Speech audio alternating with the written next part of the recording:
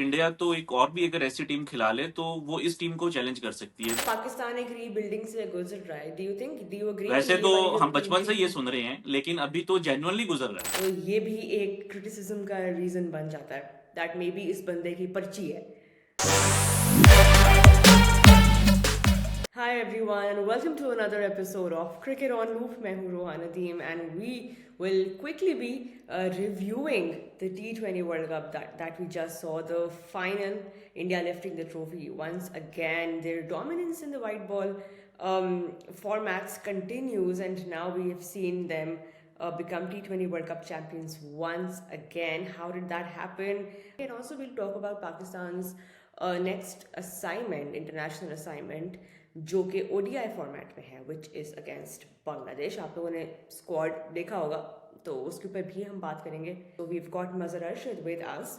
मजर, thank you so much for joining us and we'll start with that final, India versus New Zealand. Quickly हम बहुत दफ़ा बाहर tournament से पहले बात करते हैं, India being favourites to win this tournament, India being favourites to win this tournament, but what does it really mean?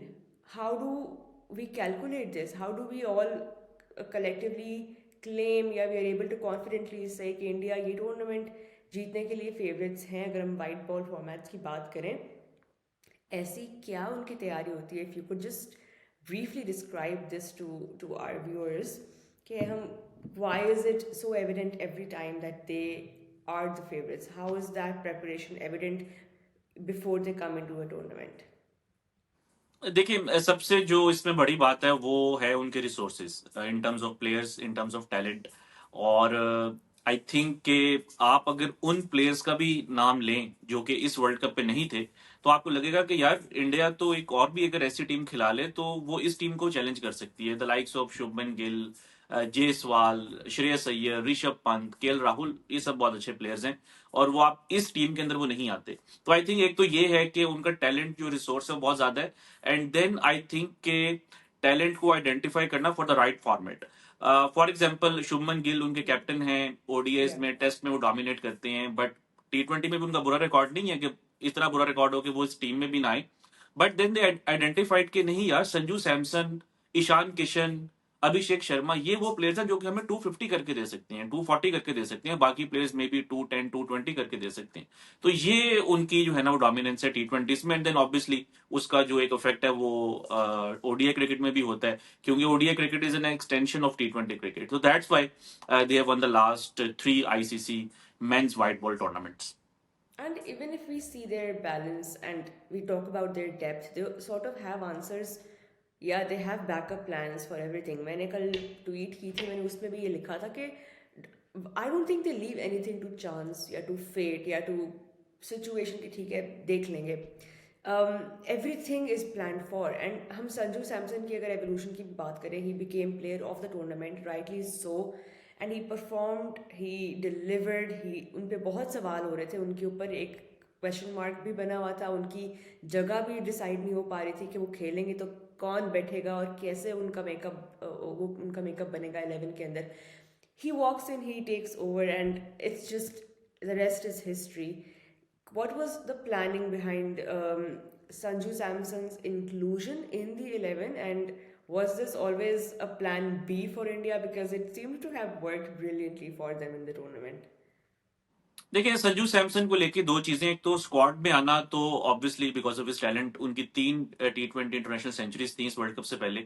मगर आप देखेंगे इस वर्ल्ड कप में उन्होंने सेंचुरी तो नहीं की, लेकिन उनकी तमाम जो नॉक्स थी, स्पेशली लास्ट 3, उनका जो इम्पैक्ट था वो किसी सेंचुरी से ज्यादा था। बट उनका प्लेइंग 11 में इस वर्ल्ड कप में आने की रीजन ये थी कि they wanted to break that left hand combination at the top, क्योंकि अगर अभिषेक शर्मा भी लेफ्ट हैंडर हैं, ईशान किशन भी हैं, एंड देन उसके बाद तिलक वर्मा भी हैं, तो उसमें अगली टीम को आप थोड़ा चांस दे रही हैं कि आप उनके लेफ्ट हैंडर्स के अगेंस्ट प्लान कर सकते हैं। देन बीच में रिंकू थोड़ी देर के लिए अनअवेलेबल हो गए, तो संजू सैमसन उनके राइट हैंडर थे, तो एक तो ये रीजन थी। एंड देन अच्छे प्लेयर तो वो थे ही, मगर एक जो इसमें समझने वाली बात है कि Sanju is not a youngster. वो ऐसा नहीं है कि कोई लास्ट एक दो अंडर 19 वर्ल्ड कप खेल के टीम के अंदर आ गए। He played in the under 19 world cup in 2014, जिसको कि 11 साल हो गए हैं। उनका डेब्यू भी 2015 में हो गया था। बीच में इन एंड आउट होते रहे, कुछ फिटनेस के भी उनके इश्यूज रहे थे आज से कुछ साल पहले, मगर उन्होंने इस टैलेंट को जाया नहीं होने दिया। आईपीएल में खेलते रहे और जैसा ही उनको लगा कि now he is a mature talent, उनको स्ट्रेट अवे इंडिया की टीम में लेकर आए। पिछले एक दो साल में वो थोड़ा रेगुलरली खेले हैं और रिजल्ट्स जो हैं वो अब आपके सामने हैं। एब्सोल्युटली उनके आने से बहुत सी प्रॉब्लम्स जो अंडरलाइंग ऑलरेडी चल रही थी वो भी फिक्स होते हुए नज़र आ गई, अपने आप ही जो है वो सेटल डाउन होते हुए नज़र आ गई। Side Abhishek also found his form back in the most important match of the tournament, and an 18 ball 58 just is ridiculous. It's absolutely ridiculous to read, to talk about, to watch. क्या बंदा कैसे इसके analysis करे? It's the kind of knock that only Abhishek Sharma can play, वो भी एक world cup final में and in front of crowd like that. देखिए, इसमें सबसे जो इम्पोर्टेंट एक जो चीज है ना वो ये है कि आप को पहले ये समझने की जरूरत है, आई मीन व्यूअर्स को और देखने वालों को, कि टी20 क्रिकेट में फॉर्म का मतलब क्या है। क्या एक प्लेयर अगर हाई रिस्क शॉट खेलते हुए 3 बार जीरो के ऊपर आउट हो जाए, does it define a bad form? मेरा नहीं ख्याल कि इसको हम जो है वो बैड फॉर्म कह सकते हैं। टेस्ट मैचेस में अगर ऐसे हो, ओडीएस में ऐसे हो तो हम कह सकते हैं, मगर टी20 में आपने हर बॉल के ऊपर ऑलमोस्ट आपने अटेम्प्ट करनी है। अभी आप देखेंगे गौतम गंभीर ने क्या बोला है। उन्होंने बोला है कि अगर हम 96 से 100 जाते हुए 4 बॉलों पे 4 रन करते हैं तो यू कॉस्ट लाइक 15-20 रन। तो इट तो क्या मीन्स के 120 बॉल्स। आपको लगता है कि Saim Ayub out of form है या बस उनका टाइम नहीं नहीं, उनका आई थिंक पहुंचने का? साइम अयूब की जो स्किल है वो अभी उतनी मेच्योर नहीं हुई, और क्योंकि बहुत ज्यादा हाई रिस्क क्रिकेट खेलने की वो कोशिश कर रहे हैं तो वो फिर जल्दी आउट भी हो रहे हैं। फॉर्म को हम डिफाइन कर सकते हैं सिर्फ टेस्ट में या ओडीआईस में या टी20 में, कि बहुत ही कंसिस्टेंट कोई लंबा रन हो, कोई 15-20 मैचेस हो। अगर तो आउट ऑफ फॉर्म यही है तो फिर ट्रेविस हेड भी शायद आउट ऑफ फॉर्म थे। उनकी भी पिछली कोई 10-11 इनिंग्स में कोई 50 नहीं था, कोई उनका 30 भी नहीं था। तो आई थिंक कि जब आप हाई रिस्क क्रिकेट खेलते हैं तो आप फिर 3-4-5-6 इनिंग्स के ऊपर किसी को जज नहीं कर सकते। और अभिषेक शर्मा इससे पहले, वर्ल्ड कप से पहले रन करते आ रहे थे। इसमें भी जिम्बाब्वे के अगेंस्ट रन किए, वर्ल्ड कप फाइनल में उन्होंने फिर 50 कर दिया। तो आई थिंक ये तो ये जो पाकिस्तान में ना स्पेशली जो फॉर्म की परसेप्शन है ना टी20 में, इसको थोड़ा चेंज होना चाहिए। 5-6 इनिंग्स किसी की फॉर्म को जो है वो डिफाइन नहीं कर सकती, बट हाई रिस्क क्रिकेट उन्होंने खेली और फाइनल में उन्होंने डिलीवर कर दी। फॉर्म की बात कर रहे थे, इसी से मैं साथ अब बात करना चाहूँगी कि किस तरह टी20 वर्ल्ड कप की फॉर्म या टी20 फॉर्मेट की फॉर्म की बेस पे डिसीजन मेकिंग हुई है while selecting the ODI squad for Bangladesh. Mazhar this is not the first time we have seen this happening कि एक फॉर्मेट के रिजल्ट्स की वजह से दूसरा फॉर्मेट इफेक्ट हो रहा है। और बहुत they made no effort to hide the fact कि जितने भी आपके प्लेयर्स जो स्पेशली विद द बैट जिन्होंने परफॉर्म नहीं किया, साइम बाबर इंक्लूडेड, उनको अब ओडीआई स्क्वाड में शामिल नहीं किया गया।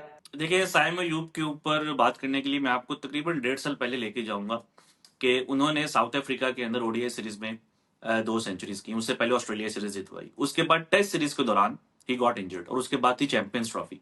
और पाकिस्तान जब चैंपियंस ट्रॉफी हारा तो रीजन एक ये दी कि हमारे पास साइम अयूब नहीं थे, and he was considered as the best ODI batter at that time, I mean Pakistan best ODI batter. और हमने बहुत ज्यादा उस चीज को मिस किया कि यार काश साइम अयूब चैंपियंस ट्रॉफी में होते। चैंपियंस ट्रॉफी खत्म होती है, उसके बाद साइम अयूब ने सिर्फ पाकिस्तान के लिए जो है वो 8 ओडीआईज खेले हैं, और जो उनकी पिछले 5 ओडीआईज हैं उसमें उनकी 40+ एवरेज भी है। अगर हम उनका करियर देखें, he is averaging 45+ strike rate of 100, a very rare combination in Pakistan.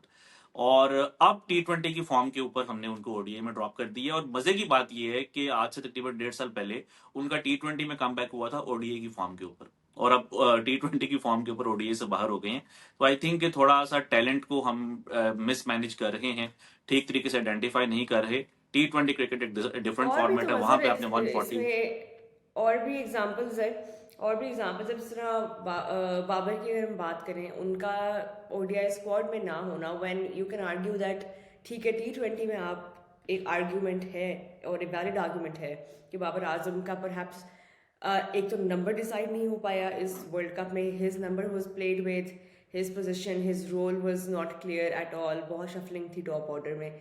But ODIs में बाबर आजम हैज़ मोर और लेस एस्टैब्लिश्ड हिमसेल्फ, वो ज़्यादा सेटल्ड नज़र आते हैं। अभी रिसेंटली अगेंस्ट श्रीलंका जब उन्होंने काफ़ी अरसे के बाद एक सेंचुरी भी की, तो everybody was talking about Babar Azam being back in this format, he is the king of the format, ये सब बातें हो रही थी. So I it's just confusing for me to understand कि अब ओडीआई टीम से जब उनको बाहर निकाल दिया गया है, क्या प्लानिंग है अब पाकिस्तान की? क्या ये कितनी देर के लिए ड्रॉप किया गया है? कि हमने देखा था कि पहले भी उनको टीम से निकाला गया था और उसके बाद वापस ले आया गया था, give no context given, no reason apparent, but these decisions just keep on getting made. So I am trying to understand कि अब इसके पीछे क्या लॉजिक प्रोवाइड किया गया है. देखिए, अगर लॉजिक पता होती तो पाकिस्तान की क्रिकेट के ऊपर बात करना बहुत आसान हो जाती। तो वो लॉजिक ही तो मिसिंग है। आपने बिल्कुल ठीक पॉइंट आउट किया कि अभी वनडे क्रिकेट में तो उनकी फॉर्म वापस आ रही थी। और जो मैं बात करना चाह रहा था कि 140 टू 150 के स्ट्राइक रेट के ऊपर बैटिंग करना एक डिफरेंट स्किल है, और 80 90 100 के स्ट्राइक रेट के ऊपर बैटिंग करना एक डिफरेंट स्किल है। तो साय मयूब बाबर में वो स्किल है 90 100 वाले स्ट्राइक रेट की। 140 150 की जो है उसके ऊपर आप बात कर सकते हैं।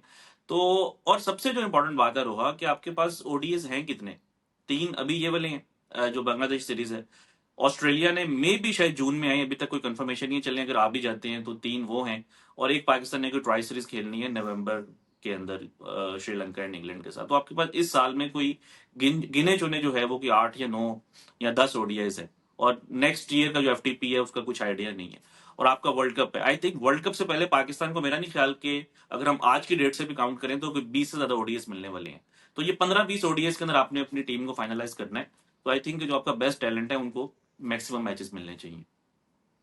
ये भी एक इंटरेस्टिंग मज़र टॉपिक है. मैं कल उनका पोस्ट मैच सुन रही थी, इसमें एथरटन और नासिर हुसैन और ये लोग डिस्कशन कर रहे थे. एथरटन का ये पॉइंट था कि maybe there are too many world cups happening. Every 4 years you're getting like 3 World Cups that are taking place. So every 2 years you have the T20 World Cup, then every 4 years you have the 50 over World Cup. Interesting view point था.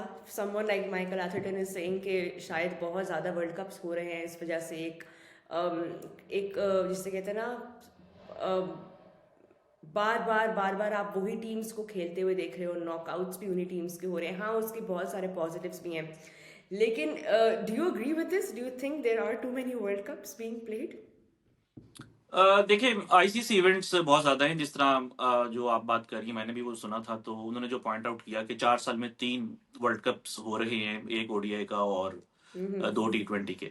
अच्छा देखें, events होना कोई बुराई नहीं है। आपकी जो कमर्शियल वैल्यू है उसके लिए बहुत इंपॉर्टेंट है। एसोसिएट टीम्स हैं, कई टीम्स हैं आउटसाइड ऑफ बिग थ्री, उनको पैसे चाहिए, तो उसके लिए इंपॉर्टेंट है। मुझे उस चीज से मसला नहीं है। लेकिन उसका जो पाकिस्तान जो इस चीज को मिस हैंडल कर रहा है वो ये कर रहा है कि लेट्स से कि आप रीबिल्डिंग फेज की तरफ जा रहे हैं। आपकी टीम, आपने डिसाइड किया कि यार हमने एक नई टीम बनानी है। अब टीम को बनने में 3-4 साल तो लगते हैं। अब उन 3-4 साल के अंदर अंदर आप 2-3 आईसीसी इवेंट्स हार जाते हैं। तो आपके पास वो पेशेंस ही नहीं है कि आप इस चीज को रियलाइज करें कि यार अगर हमने एक रीबिल्डिंग की है तो कम से कम हम कोई 4-5 साल, 3-4 साल तो दें उस टीम को। अब जब वो इतने बड़े मैचेस हार जाते हैं उन 2-3 सालों में, तो लोग कहते हैं देखो ये तो एक वर्ल्ड कप भी नहीं जीत सकते।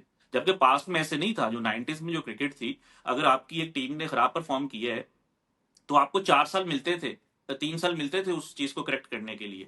तो वो चीज पाकिस्तान को इस तरीके से अफेक्ट कर रही है। तो तो मुझे अभी इवेंट से भी आप कह मसला रहे नहीं हैं है। कि पाकिस्तान एक रीबिल्डिंग से गुजर रहा है. डू यू अग्री कि वैसे ये तो वाली जो हम टीम बचपन से थी? ये सुन रहे हैं, लेकिन अभी तो जेन्युइनली गुजर रहा है। क्योंकि आप जनरली, अगर आप जनरली. आप अगर आप अगर इस टीम को देख लें कि इनमें कितने ऐसे प्लेयर्स हैं जिन्होंने 100 वनडे इंटरनेशनल्स खेले होंगे। एब्सोल्युटली. बाबर आजम। उस पे भी आते बा- हैं मज़र, क्योंकि थोड़ी सी स्क्वाड की बात हमारी ना बीच में रह गई थी. जो टीम में नाम भी शामिल हुए हैं, शामिल हुए हैं, उनके ऊपर भी बात करते हैं. शामिल Hussain, a lot being said about this kid, and we've seen him through the ranks. We've seen him in different formats representing Pakistan की जो बाकी टीम्स हैं उनमें इन्होंने काफ़ी अच्छी परफॉर्मेंसेस दी हैं. अब डोमेस्टिक के परफॉर्मेंसेस की वजह से he has been called into the ODI side. He's an opening batter. कमी तो नहीं है पाकिस्तान के पास ओपनर्स की, बट कहाँ पे अब आपको ये इस टीम में फिट होते हुए नजर आ रहे हैं, और उनको शामिल करने का पर्पस क्या है for this 3 match ODI series against Bangladesh? देखिए, शामिल करने का जो मकसद है वो तो यही है कि थोड़ा सा डेस्परेट है पाकिस्तान के, यार कोई हमें भी कोई इस तरह का टैलेंट मिल जाए जिस तरह के ट्रेविस हेड है या कोई और है। तो वो उस डेस्परेशन में Pakistan they just keep throwing names कि अच्छा अब इसको कर लो, शायद किसी के ऊपर चांस लग जाए। बट ऐसे नहीं होगा। अगर आपने शामिल हुसैन को लेकर आए हैं, he is a very good player by the way, मुझे उनके टैलेंट पे कोई डाउट नहीं है, and he has come through a proper channel. जो एज ग्रुप क्रिकेट होती है, अंडर 19 क्रिकेट होती है, डोमेस्टिक होती है, आप देखें पाकिस्तान में तो प्लेयर्स एक आधा मैच परफॉर्म करके जो टीवी के ऊपर आ रहा होता है वो टीम में आ जाती हैं। ये तो फिर एक दो सीजन से रन कर रहे हैं, एंड पढ़े लिखे हैं, इंटेलिजेंट हैं, स्मार्ट क्रिकेटर हैं, मुझे उस पर कोई शक पीएसएल नहीं में है। भी इनका एक्सपीरियंस है, मतलब टीम्स के साथ पीएसएल में खेलने टीम के का। साथ ज्यादा मैचेस नहीं मिले, मगर ये है कि अब अगर आप उनको फिर लेकर आए हैं तो फिर आपको पेशेंस का मुजाहरा करना पड़ेगा। और मेरा एक और क्वेश्चन ये है कि आपकी वनडे क्रिकेट में तो ओपनिंग जो थी वो ठीक जा रही थी, फखर जमान और साइम अयूब तो रन्स कर रहे हैं, उनकी एवरेजेस भी अच्छी हैं। तो अब आप इनको कहाँ पे खिलाएंगे, या फिर क्या फखर या साइम में से किसी एक को फॉरएवर बाहर कर रहे हैं? तो ये थोड़े से क्वेश्चन मार्क होंगे। बट मैं ये बात जरूर करना चाहूंगा कि आप अगर किसी को आपने क्रिटिसाइज करना है, किसी सिलेक्शन को, तो उसको क्रिकेटिंग टर्म्स के ऊपर करें।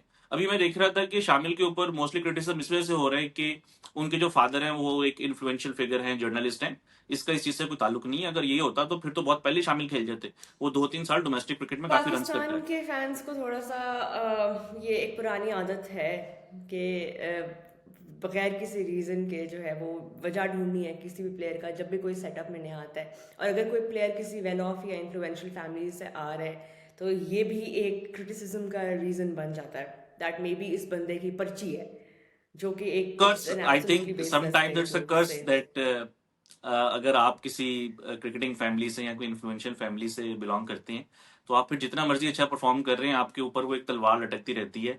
और ये हमारा एक बहुत ही, आई थिंक, पुअर कल्चर मैं कहूंगा, स्पेशली सोशल मीडिया के ऊपर। तो आप किसी को एब्सोल्युटली। क्रिटिसाइज करें तो क्रिकेटिंग टर्म्स के ऊपर करें, उसकी पर्सनल लाइफ क्या है, आई थिंक वो क्वेश्चन में नहीं आनी चाहिए। एंड फाइनली ओडीआई फॉर्मेट में काफ़ी टाइम के बाद पाकिस्तान खेल रहा है, शाहीन शाह अफरीदी हमें नजर आएंगे as captain. So a lot to look forward to nonetheless. Thank you for joining us Mazhar Rashid, and thank you so much to all of you for joining us on another episode of cricket on loop. We will be back with more. अपना बहुत ख्याल रखें। Good bye.